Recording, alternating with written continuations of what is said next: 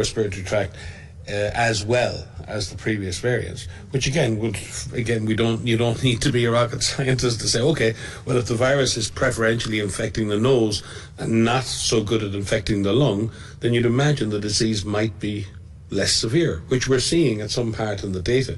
So what we're always trying to do is triangulate what we're seeing clinically, what we're seeing epidemiologically, what's being seen in the lab, and making sure that, okay, that agrees with that, what we're observing. And very often then you observe that there's a contradiction, and the data in the lab doesn't agree with the data in the real world, and that's when you get confused. So it's really important as we build up that picture. So the interaction of viruses and humans is a very interesting thing to study, because a lot of the impact that the virus will have can depend on your baseline level of health. It can depend on whether your immune system is in good shape or not. It can depend whether you've had a recent infection and had your immune system somewhat suppressed by that fact. So there are all kinds of reasons to have good health.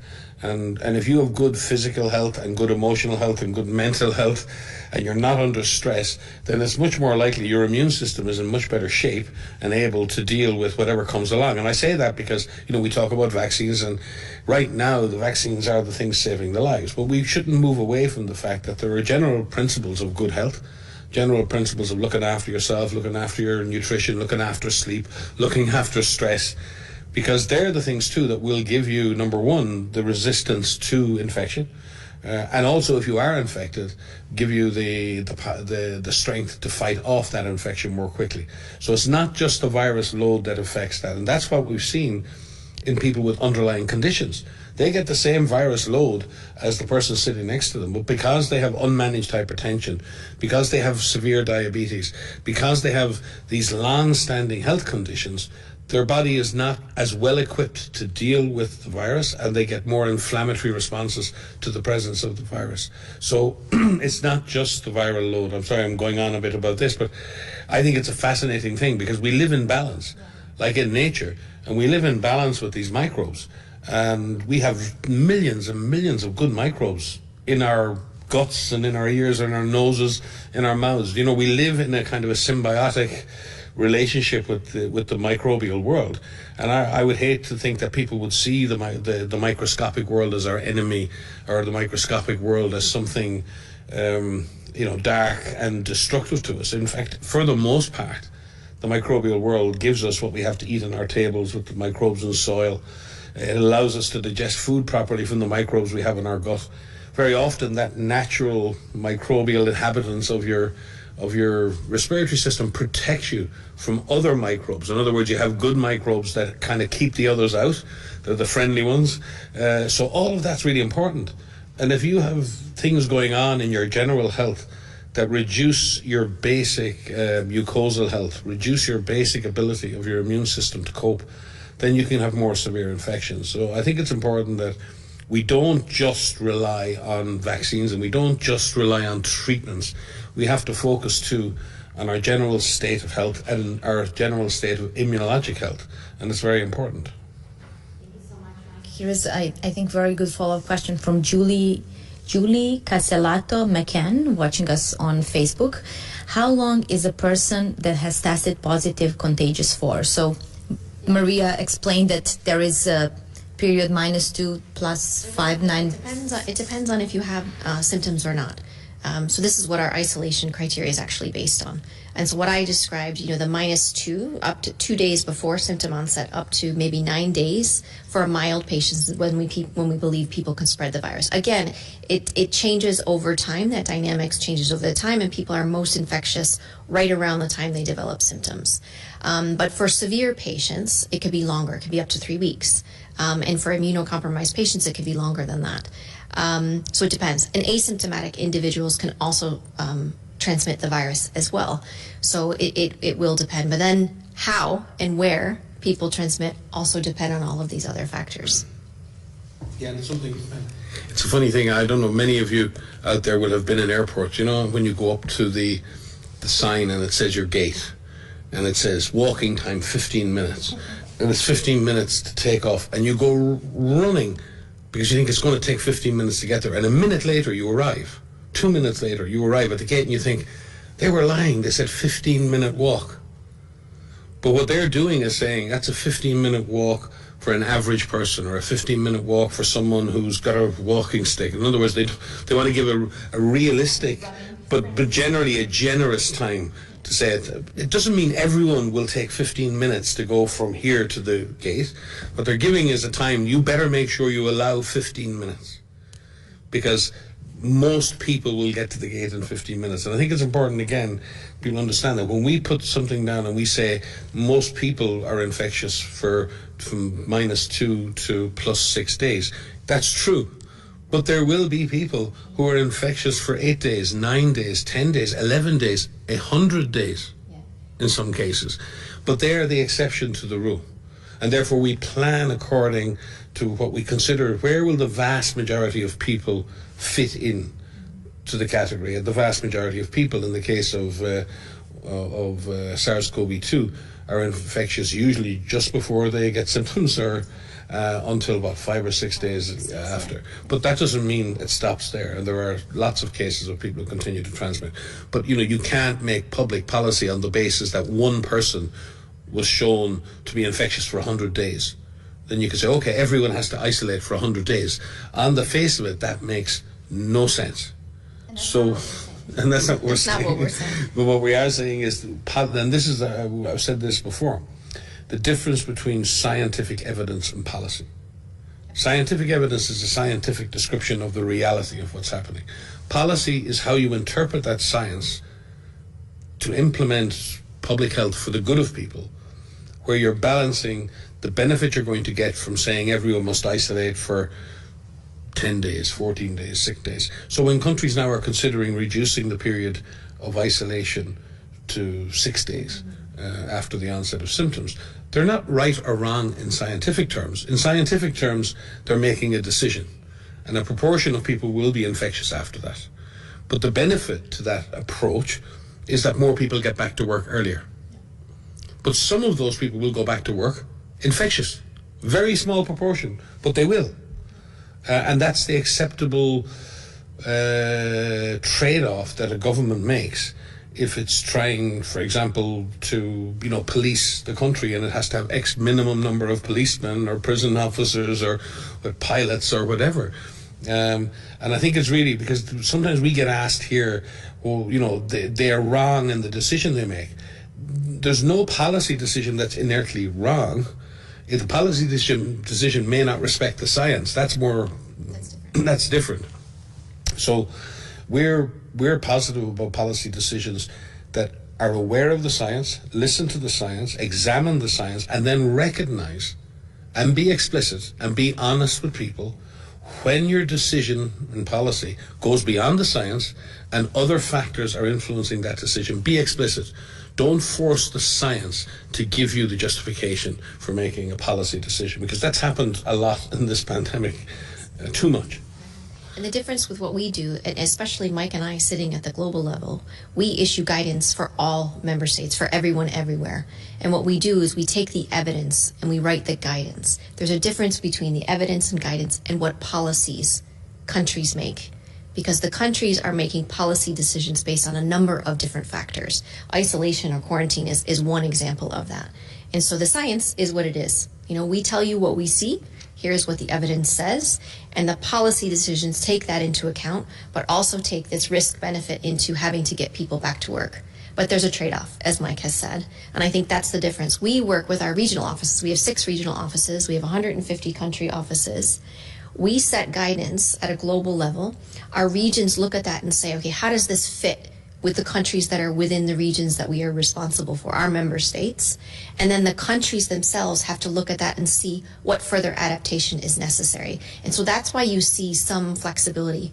And what we aim to do in our guidance issued at a global level is provide those options that countries can use, those considerations that countries need to take into account when setting the policies. But as Mike has said, and I wholeheartedly agree, just be open and honest about what those policies are, because that's what is really critical right now. Say what the balance is and that you're measuring, and be very clear about that. And also, policies change. Guidance changes because science changes. It's growing over time. So we recognize that, and we've tried to be humble throughout this entire pandemic. We don't have all the answers. We don't get it right all the time. We know that. But we constantly are looking at it and to see what needs to be adapted and change over time, and to communicate that as clearly as we possibly can, especially by doing these types of live Q&As. Thank you both. There are a lot of questions more coming in. Cheryl, also watching us on LinkedIn, is asking if you can help explain the breakthrough infections when you're fully vaccinated. So Mike, you were talking about the importance of immunology and immune system, so maybe you can explain this as well. A small proportion of people don't generate a full immune response in response to a vaccine. In other words, their system doesn't recognize the vaccine as such, as well as other systems, and it doesn't just generate a full immune response to the presence of the vaccine. So in a sense, people call it a vaccine failure, as in the vaccine doesn't stimulate that response. And that may be in 1 or 2 or 3 or 4% of cases, depending on vaccine. And all vaccines have that potential, that they just don't get the response. It can often happen in an immunocompromised individual who is finding it difficult to mount a response, or in older persons whose immune systems are a little bit more fragile. They just don't produce the immune response required, and that's why you're often seeing now that the booster doses are being used very much in older populations or people with underlying conditions, in order to give their system, like it says on the tin, a boost. But even in someone who's had an infection, had a vaccine and had a good immunologic response, there's an immunologic memory set up.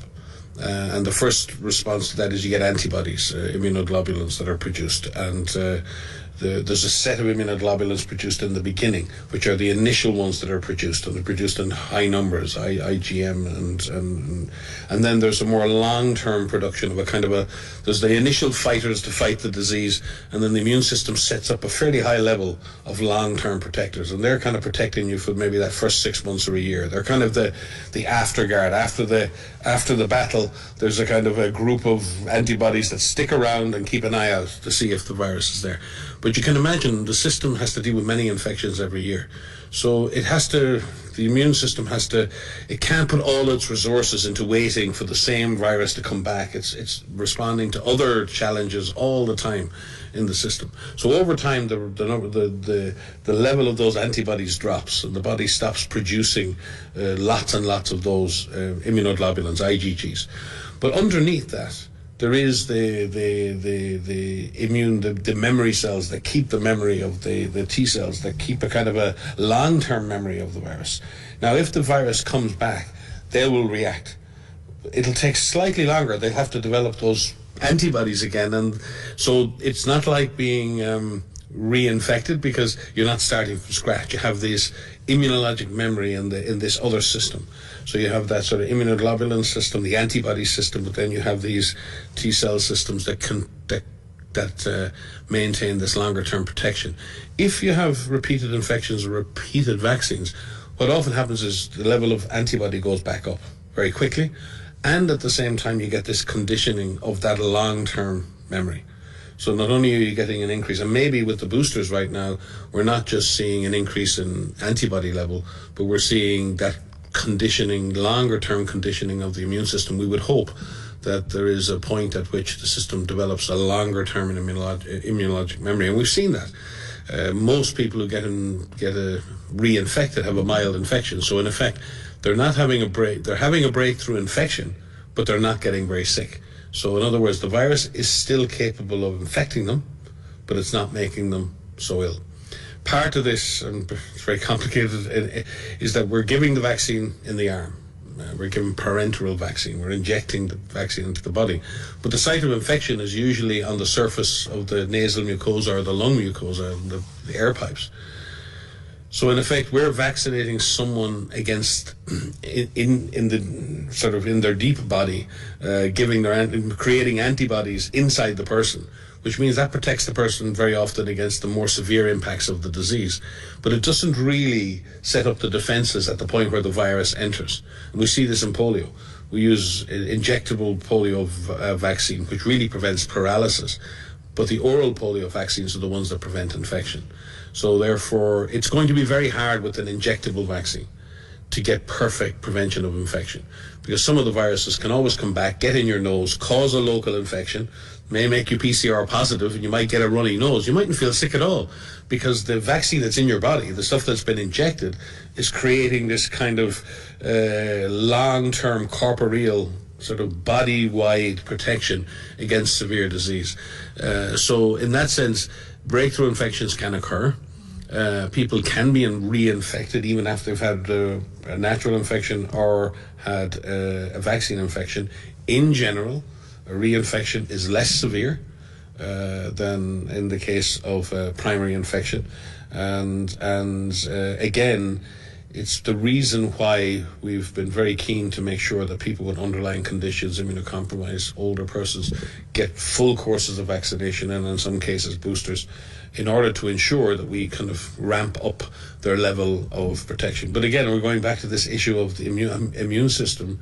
It's a fascinating system, and those of you out there who are studying science or have an interest in it, it really is, because this balance we have to strike between how we react to the world around us, because we see in the case of SARS-CoV-2 that a lot of the really severe illness is because of an overreaction.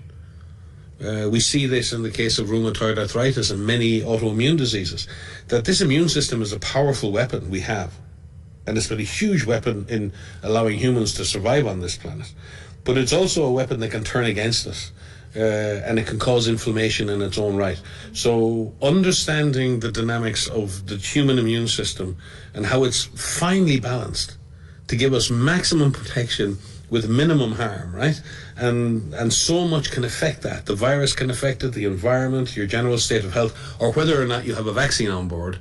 And right now, when it comes to SARS-CoV-2, the single most effective thing you can do to protect your health, in the case of SARS-CoV, in the case of COVID-19, is to get vaccinated, because that gives your immune system the best possible chance of reacting properly to the presence of this virus. Thank you, Mike. And speaking of those vulnerable populations and 3 billion people that Maria mentioned who don't have access to any dose yet, one of our viewers was asking how we can help those people to get access to vaccines. So maybe we can remind them of that. There's a lot that can be done. I mean, first and foremost, we need to hold our leaders accountable for, coming through with the pledges and the promises that are being made about allowing access to these life-saving vaccines. Countries around the world are not asking for charity. They just want to be able to purchase the vaccine so that they can protect their own populations. So as individuals, you can write to your leaders. You can fight vocally. We need more voices. The Director General said the other day, we need your voices to fight for vaccine equity around the world, because we need so many people around the world who are vulnerable to have those first and second doses before others get more. And I think there's a lot that people can do, and I think we need more voices out there to do that. And I think, what Mike has said and what we've been saying is that, the single best thing you can do is get vaccinated, because it is saving lives. Vaccines are saving lives. They do a pretty good job against preventing infection and reinfection and transmission, but they're not perfect for that.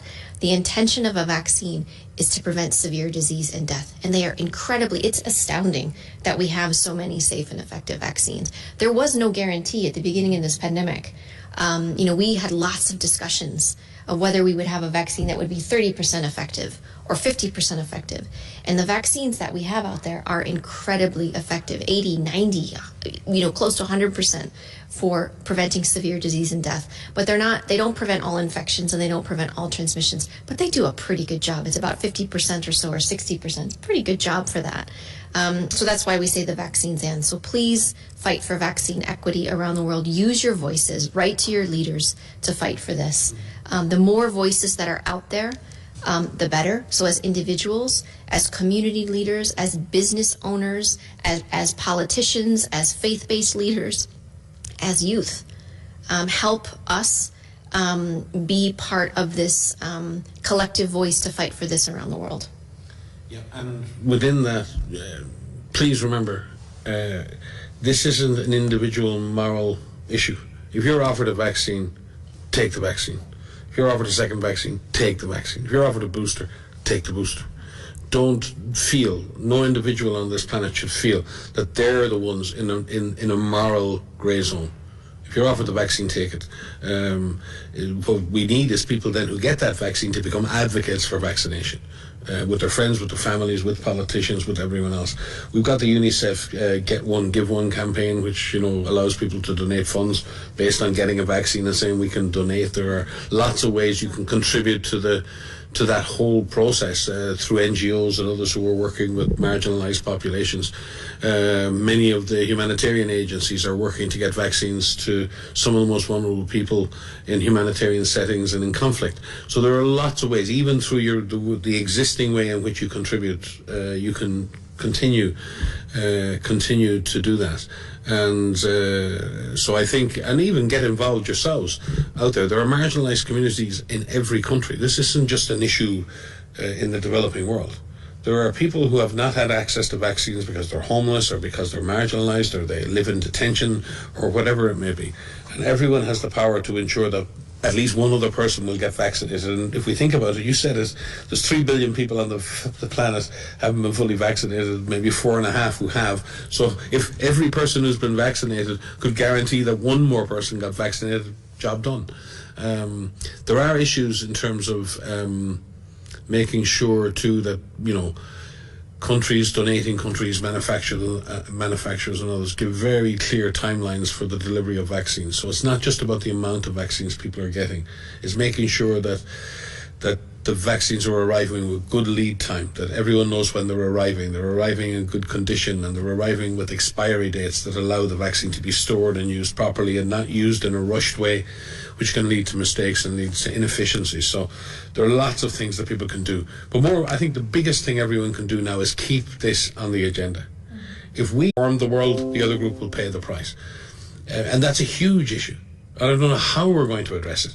If we can't address the simple issue of the equity of every individual on this planet having access to a protective course of vaccine against a pandemic, if we can't do that, how in God's name are we going to deal with the bigger issues of climate justice and social justice that we face in the world? So this is a real test, in my view. This is a test of our resolve. This is a simple product, a simple injection that's life-saving, that's affordable, it's available. We have enough in the world right now to do the job. And if we can't distribute that fairly, then I don't know where we're going in terms of all the other great dreams and aspirations we have to be a fairer world, or to be a healthier world, or to be a safer world, or to be a more just world. So to me, it's a real test of our resolve. And it's moving slowly. It's not without hope. We are seeing an acceleration in the availability of vaccines. And, great credit to our colleagues who work on the vaccination side of the equation here in WHO, UNICEF, in all the other agencies, in Gavi and CEPI and others. There's a great coalition of organizations working together to try and, achieve this. And many civil society organizations out there, many non-governmental organizations, community groups. I take my hat off to them all, because that ship is beginning to turn. We're starting to see that momentum, and we're starting to see every month almost a doubling of vaccines being available through the COVAX initiative. So we're not here to wave shrouds and say it's terrible. No, we're beginning to move, but we need to move now. We need to move even quicker now, because we've got a deadline coming up that we've set, and the Tedros has called for that, for 70% of the world's population to be fully vaccinated by, I think, June, the end of June. And remember, many countries haven't got to 10% or even 40%, so we're way behind. But I have hope, because I can see, sometimes when the big ship turns, it can achieve an awful lot, and I can see that happening. And there is an initiative now as well amongst the agencies to accelerate and improve the way in which countries are using vaccine, because we do have many fragile countries affected by conflict, in which the infrastructure in the country and the logistics are really not up to par, and we have to work harder to ensure we can get to every vulnerable person across the country. So there's a big push at the moment between WHO, UNICEF, and other agencies to really accelerate our support to the countries to ensure that as these vaccine availability accelerates, the ability to deliver vaccines in countries will equally accelerate. And that work is ongoing. It's under the leadership of a good colleague of ours, Ted Chibin from UNICEF, and so it's bringing together and redoubling our efforts, because at the end of the day we can be telling everyone else what they should be doing. Government should be doing this and people should be doing that, but what we should all be doing is looking in the mirror every day and saying, what should I be doing better? What can I do better? What can I do more of? And we do that in WHO and say, okay, where do we need to improve our performance? How do we improve our support to our member states? How do we improve our service to the most vulnerable communities in the world? Because if you look in the mirror every day and you say, I'm perfect, it's everybody else's fault, then you're not getting anywhere. So it'll be really good. I think communities and societies are getting an increasing voice in this pandemic. Sometimes I really like the questions that come in here. Sometimes I find the questions that you pick up are much more fingers on the pulse than some of the other stuff that we get. So society, communities as a whole, that's why we keep coming back. No, we come back because we're afraid of Alex. You don't know that. We're afraid of saying no. That's my excuse anyway. No, I find these really enjoyable because it gives us an opportunity to have a dialogue.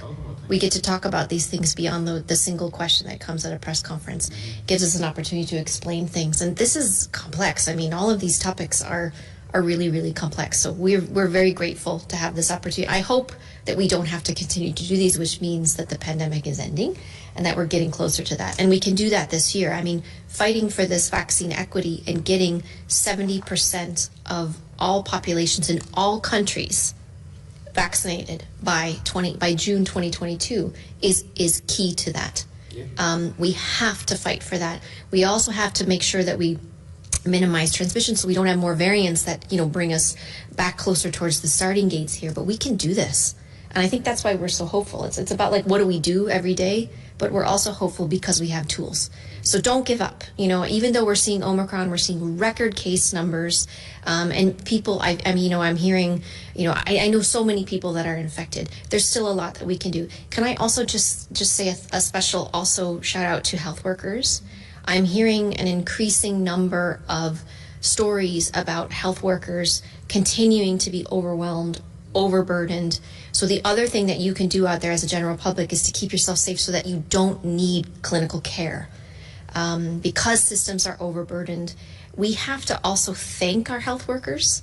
I read this fantastic article this week, a sobering, sad, intelligent article looking at health workers and how people around the world are not really thanking them anymore. That kindness that we saw in the beginning of this pandemic, that solidarity is not quite there anymore. We need to keep that up because part of the morale of getting us through this is looking out for each other. And those acts of kindness that you can have with your neighbor or your health worker or your teacher or whomever, please continue to do so. Because we really need that to drive us through. We're all exhausted. We know you are exhausted as well. We need to keep that up. We're a social human society. We need that connection, and even though we can't still be physically together, we still need to keep that up. So be kind, please. Fight this virus, not each other. Reach out to your health workers and just say thank you. Just do an act of kindness every day. Thank you both. I think I need to pass a few more complex questions from excellent viewers. Maria, maybe we can try to make this short. There are concerns, and several viewers were asking about those reports where people are infected with Delta and Omicron at the same time, and what do we know about that? But on the other side, as you both mentioned, that there are other infections circulating about the reports of patients who have got COVID and flu at the same time, and how dangerous is that? So it is possible that people can be infected with two viruses at the same time. We have had examples of co-infection with influenza and SARS-CoV-2 throughout this pandemic. There was a recent systematic review that was published that looked at the prevalence of this. They also looked at whether or not people had more severe disease if they were infected with both.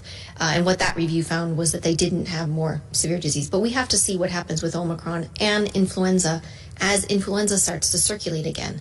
As we increase mixing, as people are coming together and as flu starts to circulate, we're starting to see increasing numbers of influenza around the world, and that can happen out of season. Influenza has a typical season. We know when it should start to increase, and given the last 2 years and how people have mixed, we've messed that up a little bit. So we can have co-infection with influenza and SARS-CoV-2. This phrase Deltacron, which suggests that that Delta and Omicron have combined, is not really a thing. In fact, what we think that is that it's a result of contamination that has happened during the sequencing process. So we've discussed it with our virus evolution work group, our technical advisory group on virus evolution. And so we need to make sure that that's not a truth that is out there that is circulating. Having said that, you can be infected with different strains of SARS-CoV-2. So there are a lot of options that are out there. So from a general public point of view, again, what you can do to minimize your exposure to both SARS-CoV-2 and influenza, this will benefit you. And for those of you that are eligible for a flu vaccine, please also get your flu vaccination. Flu is an incredibly serious disease for people, particularly of older age, people who have underlying conditions, pregnant women. So please make sure that if you have access to a flu vaccine, that you get your flu vaccine as well, because vaccines save lives. And just on the issue of co-infection with two different SARS viruses, or SARS-CoV-2 viruses, two variants, we want to avoid it, people being exposed to one. Having both infection at the same time shouldn't result in a more severe disease for you as an individual, but what it does allow is the opportunity for the virus to recombine, and that can happen. It happens more in animals than it does in humans, but it can certainly happen. And normally the virus evolves through a kind of form of antigenic drift, sequential mutations, small changes over many generations, and that's the normal way that SARS coronaviruses evolve. But there is a process called recombination where you can have a very rapid exchange if a single human cell is infected with two different variants of the virus. What emerges is a brand new virus, almost a brand new virus. And that's often the way, this recombination process, where you get these big jumps in viral evolution in the animal kingdom, of viral evolution. And that's something we want to avoid in the animal kingdom and in the human kingdom. So there are good reasons to avoid any infection with SARS-CoV, and probably even better reasons to try and avoid double infection or having a co-infection. But I haven't seen any data to suggest that co-infection in you as an individual has any consequence for making it more severe. These phrases, when you combine two words together, they sound really scary. And we need to be careful. People would avoid using. Yeah, we've asked. I tweeted about this the other day, specifically asking people not to use this and not to push that out there. There's also combinations of words with flu and Omicron, and I would request respectfully to really not perpetuate that, because that's not what is happening, and we need to avoid those types of scary terms. Thank you both. Thank you for your time today and for sharing what we know at the moment about Omicron and the current situation. I thank all our viewers for their questions. There have been really a lot of them, so we couldn't take them all this time, but we will continue with these sessions next week. Until then, please follow our social media channels and our website for all the updates, and please be safe. Thank you.